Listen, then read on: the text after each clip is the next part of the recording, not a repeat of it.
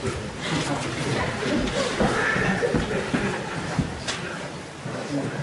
difficult to always go round, isn't it? Thank you.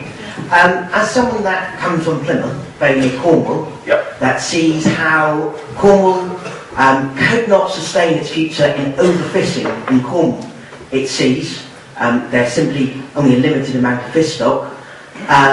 That saw the European investment into things as big as the Eden project, that saw high streets flourish because of the investment of Europe, that yes, we may only get 50, whatever percentage of the money that we give to Europe back, but the add-on effects that come from what the money that Europe comes vastly overpays the amount that we give them.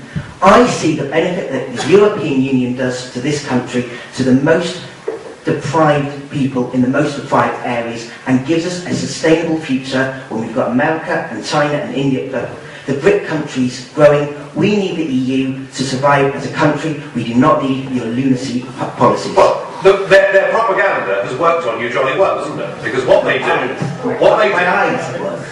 Well, okay, let's talk about Cornwall, shall we? Let's talk about Cornwall. I had dinner last night with the owner of Trago Mills, who, as you know, are the biggest company based in Cornwall, with those huge out-of-town shopping stores in Liscard. Don't shake your head. In Liscard and Falmouth. So Bruce employs 1,000 people in Cornwall, which in Cornish terms is big stuff. Cornwall is, of course, as you know, an island, surrounded by the sea and with the Tamar, this huge division of the Tamar. What has happened to the Cornish fishing industry is nothing short of a total and absolute tragedy. And if the spin of these people who have put together one of the worst man-made ecological disasters in the world, if their spin has got through to you, I'm sad. What's happened is this. International waters, globally, as agreed in 1976, after the Icelandics beat us in a Cold War, say that up to 200 miles from your shore, or the median line, i.e. the division between France and England, that the fish that swim in those waters are your resource and your asset. Okay? What we have done, as a member of the European Union, is we have given away over 4/5 of that asset to other countries. We as a country are allowed to catch 18% by value of the fish that swim in British territorial waters. We are also forced to use a regime called quotas, which means much of the year we throw back dead more than we're allowed to keep. And when you look at same countries like Norway, who are not governed by crooks in Brussels, but run their own country, discards in Norway are illegal. The fishing industry in Norway is flourishing. And I do recommend with those views you don't go down Newman and walk down the quayside and utter them, because they'll tip you in the drink. They'll tip you in the drink. These people, I've met them in the Fisherman's Mission in Newman. People whose families have fished out of there for 300 years, and they're gone. They're gone. Taken from us, given away by British politicians so desperate to get us into this wonderful European club. There is no example of more harm that has been done to this country than the common fisheries policy. And the sooner we're out of it, and the sooner we take back our territorial waters, and the sooner we put in place some proper conservation measures and get our fishing industry back, the better.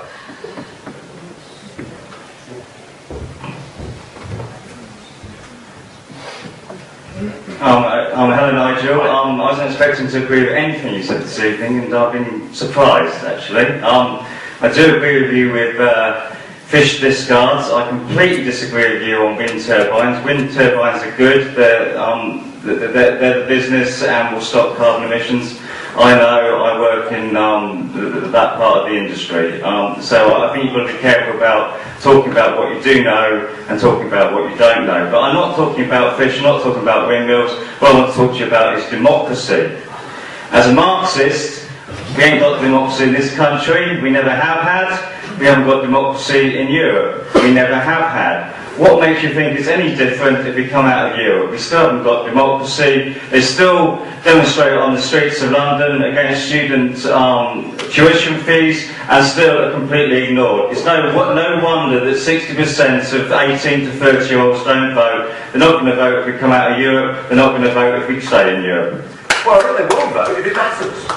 They will. I mean, listen, I won't row about wind turbines with you. You have your view. I know your stuff. I've researched this for years. I think they're awful. We will. They're bloody ugly, though, aren't they?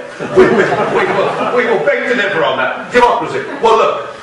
Yeah, you know, what is democracy and self-government? What we would certainly have back outside of the EU is self-government. All right, and you and I can agree on that. Yeah. I think where you're pushing towards is our system democratic?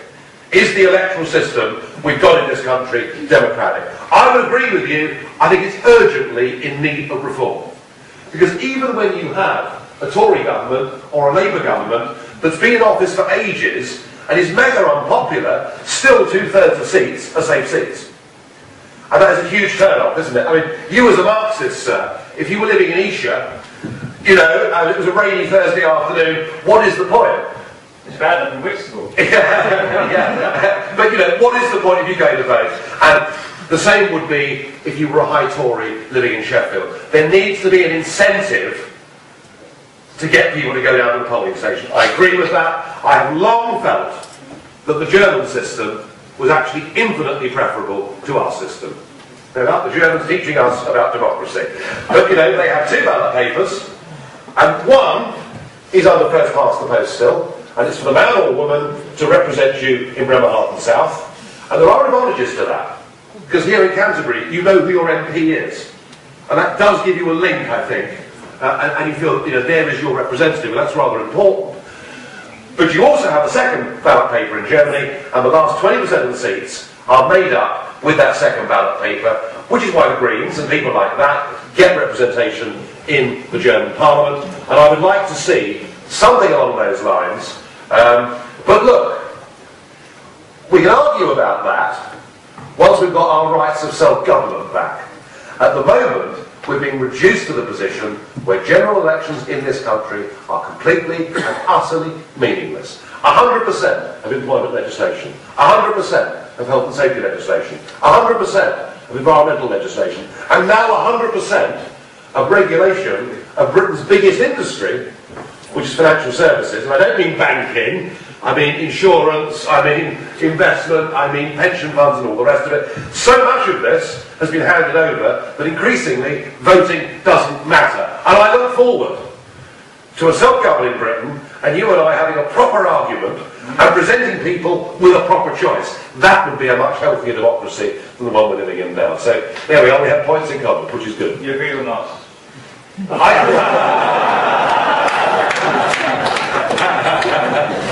You're on the Diddleby's job, aren't you? You're trying to put one in. Listen, I did, when I mentioned Marx earlier, say that he was well-intentioned. Well-intentioned, certainly, no question about that. Yes. Good evening, Mr. Farage. I'm from the Czech Republic, and in England I learned that many people don't like you for whatever reason. But I want to say that in the eastern countries you are very popular, yes, because you represent the voice of us, and there are much more people than here who think that it is necessary what you say in the European Parliament. So I would like to thank you that you're one of the few who would say those unelected people like Rompuy and Barroso who would like to rule the Europe, that you say them what we think, the people.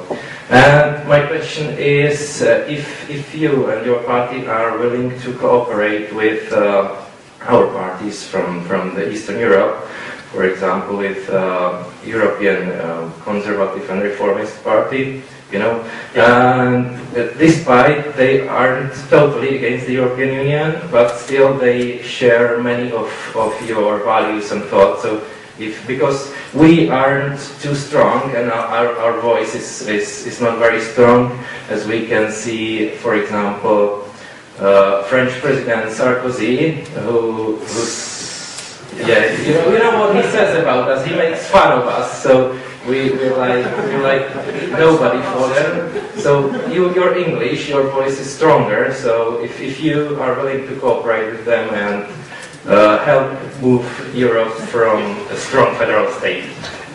Thank you. It's a mystery to me how countries like yours that were imprisoned behind the Berlin Wall in the Iron Curtain, who went through those decades of failing economics and misery, and with almost no liberty, in a society where children reported on parents, horrible, horrible, horrible. And the Berlin Wall came down. And for 20 years, you've had independence, self-government, democracy, you know, maybe between the two. And you've done wonderfully well, and you've re-established your parliaments, you've got a damn good constitution, a president, rather marvellous president actually in your case. You also, of course, split up Czechoslovakia, which again was an artificial creation. You did so, good example in fact, a question earlier, how do we leave the European Union? You know, the breakup of the Czech Republic and Slovakia shows you that you can break up currency unions, you can do it peaceably and be good neighbours and friends. And so it's a mystery to me. And do you know what I've seen with Eastern European politicians coming from countries where often the average salary is a mere fraction of what it is in Brussels?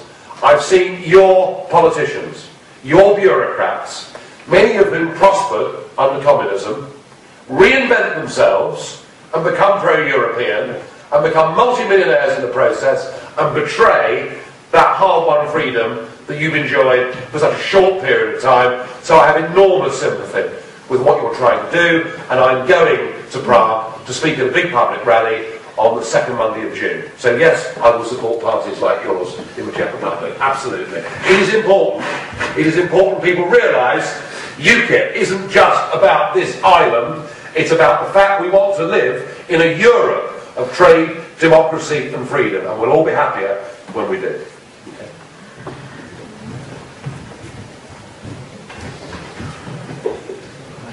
Should UK independence include Scottish independence? Well, good question. I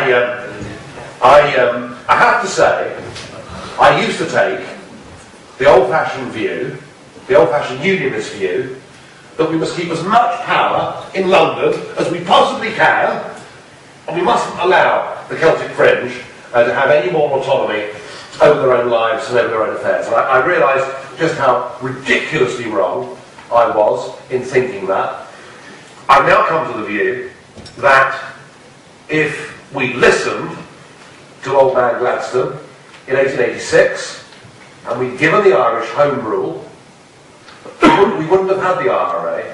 We wouldn't have had thousands of deaths and all of that misery.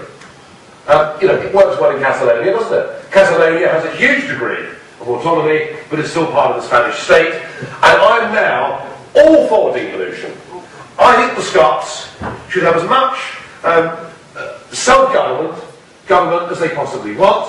I'd actually rather like to see Alex Salmond in charge of the Scottish budget, actually having to raise and spend his own money. I think the realities of the SNP would be rather different in those circumstances. So I believe that the English have been left out of all of this. The English deserve an identity and deserve a voice and deserve their own parliament.